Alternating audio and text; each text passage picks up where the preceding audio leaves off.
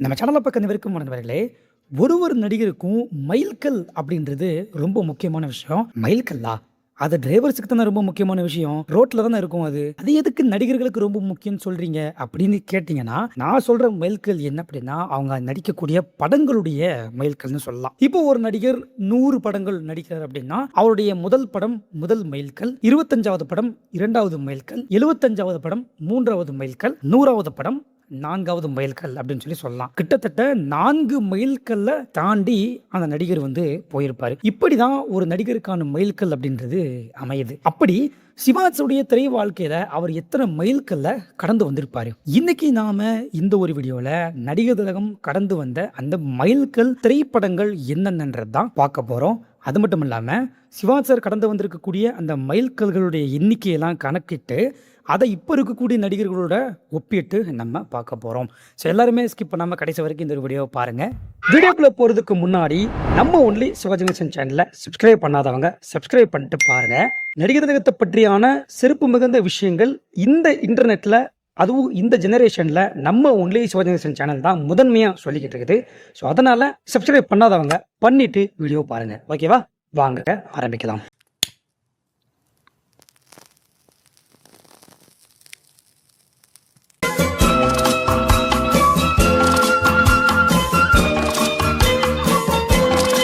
எந்த ஒரு வரலாற்றுக்கும் ஒரு மிகப்பெரிய தொடக்கம் இருக்கும் அப்படின்னு சொல்லுவாங்க. ஆக்சுவலா அது சிவாஜியோட லைஃபுக்குமே ரொம்ப பொருந்தும். அப்படி நடிகர் திலகத்துடைய முதல் மைல்கல் என்ன அப்படின்னா, உங்களுக்கு எனக்கு எல்லாத்துக்குமே தெரிஞ்ச பராசக்தி படம் தான். ஓடினாள் ஓடினாள் வாழ்க்கையின் ஒருத்திற்கே ஓடினாள்னு அவர் பேசின அந்த ஒரு முதல் வசனம் இன்னைக்கு வரைக்கும் சினிமாவில் ஒரு பெஞ்ச் மார்க். அது அப்படியே தொடர்ந்து அவருடைய 25வது படமா, அதாவது 2வது மைல்கல்லா வந்த படம் எது அப்படின்னா கல்வனின் காதலி. பானுமதியோட சிவாஜி சார் ரொம்ப சிறப்பா இந்த படத்தில் நடிச்சிருப்பாரு. ரசிகர்கள் கிட்ட மிகப்பெரிய வரவேற்பை இந்த படம் வாங்குச்சு. அடுத்ததான் அவருடைய 3வது மைல்கல், அதாவது 50வது படம் எது அப்படின்னா ஒரு சரித்திர காவியமான சாரங்கதாரா. ராஜா வேஷத்துல சிவாஜி சார் அடிச்சுக்க ஆளே இல்லைன்னு நிரூபிச்ச படம் இது. அதுக்கப்புறம் அவருடைய 4வது மைல்கல் 75வது படம் பார்த்தால் பசி தீரும். உண்மையிலே மிகப்பெரிய நட்சத்திர பட்டாளங்கள் நடித்திருக்கக்கூடிய ஒரு மிகச்சிறந்த படம். அதுக்கப்புறம் 5வது மைல்கல்லா இருக்கக்கூடிய சிவாஜியுடைய 100வது படம், அதாவது சிவாஜி சார் முதல் முறையா 9 வேடங்களை நடிச்ச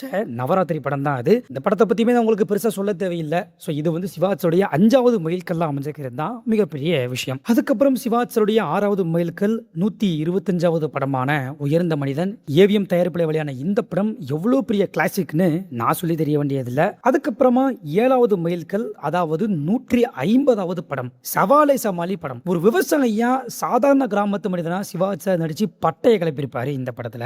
நெக்ஸ்ட் 8வது மைல்கல்லான அவருடைய 175வது படம் அவன்தான் மனிதன் படம். சிவாஜி தன் வாழ்க்கையில கொடுத்து எவ்வளவு பெரிய குடைவளலா இருந்தாரு அப்படின்றத ஒரு படமா எடுத்து கொஞ்சம் எமோஷனா நமக்கு கொடுத்திருப்பாங்க. இப்போ நம்ம 9வது மைல்கல் பத்தி பேச போறோம்.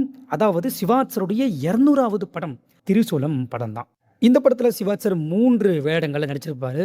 ஒரு இண்டஸ்ட்ரி ஹிட் ஃபிலிமா இது அப்போ இருந்துச்சு. அதுக்கப்புறம் சிவாஜி சாருடைய 225வது படம், அதாவது 10வது மைல்கல் எது அப்படின்னா தீர்ப்பு. நீதிக்காக போராடுற ஒரு பவர்ஃபுல்லான கேரக்டர்ல நடிச்சு முத்திரை பதிச்சிருப்பாரு. காலங்கள் மாற மாற கேரக்டருக்கு ஏத்த மாதிரி தன்னை மாத்திக்கிட்டே இருந்தாரு சிவாஜி சார். அவருடைய 250வது படமா, அதாவது 11வது மைல்கல்லா வெளியான படம் எது அப்படின்னா ஏவிஎம் தயாரிப்புல வெளியான நாம் இருவர். இந்த படத்துல சிவாஜி சார் கூட சேர்ந்து பிரபு சாரும் நடிச்சிருப்பாரு. அதுக்கப்புறம் சிவாஜி சாருடைய 12வது மைல்கல், அதாவது 275வது படம்.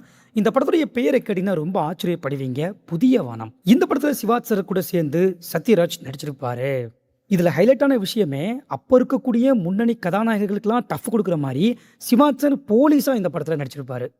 இப்போ நம்ம இதுவரைக்கும் பார்த்த இந்த 12 மைல்கல்கள் அப்படின்றது சிவாஜி சார் முதன்மை கதாபாத்திரமா நடிச்ச மைல்கல்கள். கிட்டத்தட்ட 275 படத்துல சிவாஜி சார் முதன்மையா நடிச்சிருக்காரு. இதுக்கப்புறம் கடைசியா ஒரு மைல்கல் நம்ம சொல்லணும். அதாவது 300வது படம் 13வது மைல்கல். அது எந்த படம் அப்படின்னா சின்ன மருமகள் படம் தான். ஆனா அந்த படத்துல சிவாஜி சார் ஒரு சப்போர்ட்டிங் கேரக்டரா தான் நடிச்சிருப்பாரு. கிட்டத்தட்ட பாத்தீங்கன்னா சிவாஜி சார் 13 மைல்கல்களை தாண்டி இருக்காரு. இதே மாதிரி இப்ப இருக்கக்கூடிய நடிகர்கள் யாராவது 13 மைல்கள் தாண்டிருப்பாங்களா? 13 கூட வேணாம், ஒரு 5 மைல்கல், ஒரு 6 மைல்கல் வாய்ப்பே கிடையாது. சிவான் சார் மட்டும்தான் தமிழ் சினிமாவுல ஒரு கதாநாயகனா 12 மைல்கல்ல தாண்டி வந்திருக்காரு. வேற எந்த நடிகனுமே கிடையவே கிடையாது. அப்படி யாராவது இருந்தாங்க அப்படின்னா, நீங்க கமெண்ட்ல போடுங்க. 13 படங்கள் நான் சொல்லியிருக்கேன். இந்த 13 படங்கள்ல உங்களுக்கு புடிச்ச படம் எதுன்றத எல்லாருமே கமெண்ட் பண்ணுங்க. பார்க்கலாம். எத்தனை பேர் ஒரே மாதிரியான படங்கள சொல்றீங்க அப்படின்னு.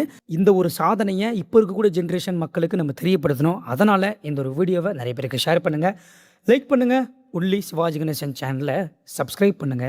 நாளைக்கு இத மாரி நல்ல ஒரு வீடியோ நான் உங்களை சந்திக்கின்றேன். நன்றி.